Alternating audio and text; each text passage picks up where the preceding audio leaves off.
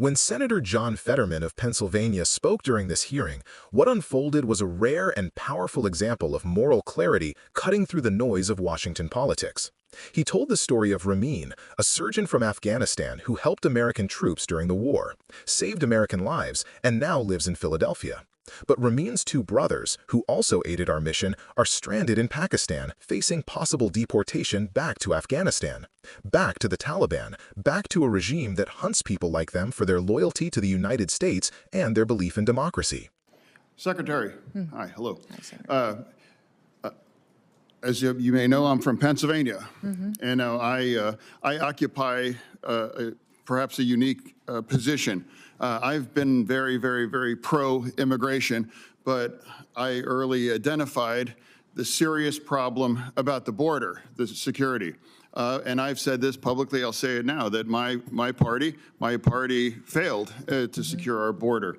And we deserve to pay a political price for that. And I've been trying to find a way forward to move forward on those things.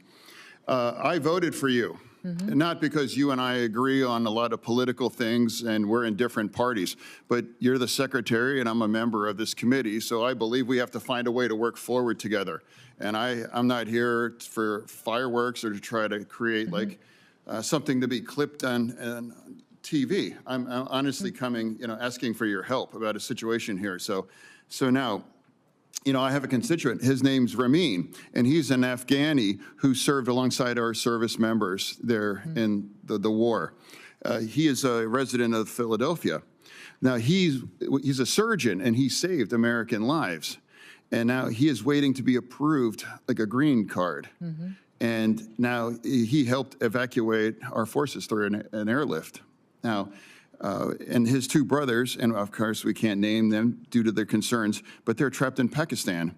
And the risk for removal for Afghanistan, and they face torture and death because of their commitment for a free and democratic Afghanistan. They've saved American lives, and they have defended our forces in there, and now here. That's part of my concern right now, and if looking for help, honestly, and that's one of the reasons why I voted for you, because we want to try to find a way, because not all immigration is just about securing our border, we know, but it's about helping people that deserve to come to our nation after serving in such an amazing, great risk, or there's now. So there was the president's executive order suspending refugee resettlement now, but again, they kind of got caught up in the middle of that. And I'm not here looking for the theater. I'm just here to come because I believe they deserve to be here for the sacrifices and what they've put at risk.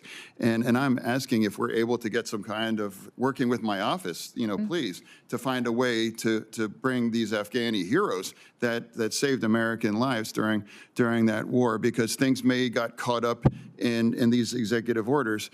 So that's really all I'm asking today. Yeah, Senator, we will certainly work with your office on those specific cases. We have 8,000 individuals that have been granted asylum since President Trump has been in office, looking at cases much like you have. And these individuals that are here that may have been on a different program like TPS that is no longer going to be in place in a couple of months, we have the opportunity to work with them to get them qualified. Many of the concerns with some of these countries, when you're talking about interacting with them and giving them status and green cards here in the United States, is the ability to vet them.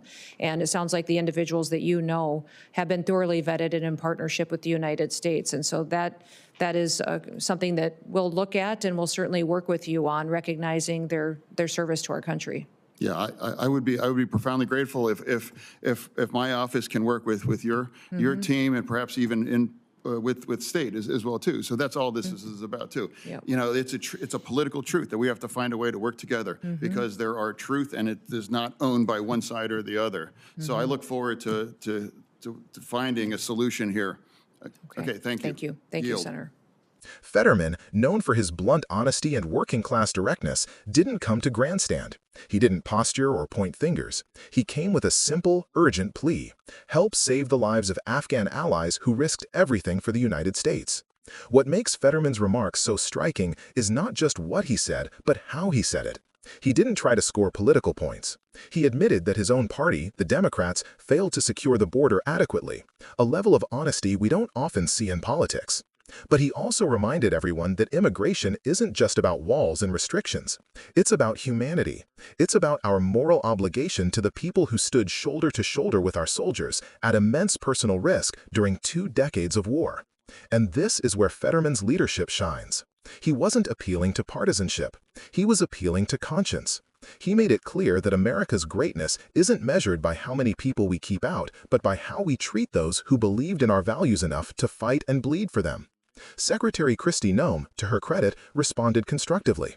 She agreed to work with Fetterman's office to help these individuals and acknowledged that people like Ramin and his brothers, who have been thoroughly vetted and proven their loyalty, deserve our protection. It was a small but meaningful moment of bipartisan cooperation, something that feels rare these days. But let's step back and understand the broader implications here. The story of Afghan allies left behind is one of America's unfinished moral debts. When we withdrew from Afghanistan, tens of thousands of interpreters, doctors, and support staff were promised safety, and yet many are still in hiding, hunted by the Taliban for their service to us. These aren't nameless faces in faraway lands. They are heroes. They trusted America, often more than their own governments. And now, as Fetterman reminds us, our response will define who we are, not as Democrats or Republicans, but as a nation that claims to stand for freedom and justice. This exchange also highlights a growing movement within the Democratic Party, a willingness to be pragmatic about border security while holding firm on humanitarian principles. Democrats like Fetterman are showing that you can be strong on security and strong on compassion. Those two ideas don't have to be in conflict. In fact, they define what true American leadership should look like. So when John Fetterman says we have to find a way to work together because truth isn't owned by one side or the other, it's more than just words. It's a reminder that the challenges we face, from immigration reform to global human rights, require cooperation, courage, and empathy. At the heart of this moment is a simple question.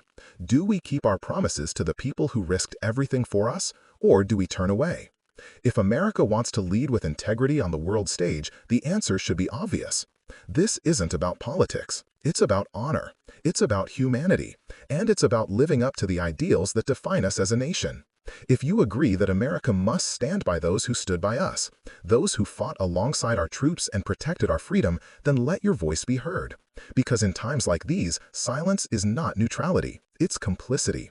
Call your representatives, support organizations that help resettle Afghan allies, and keep demanding that compassion and justice guide our immigration policy, not fear or division. That's what leadership looks like. That's what America looks like at its best.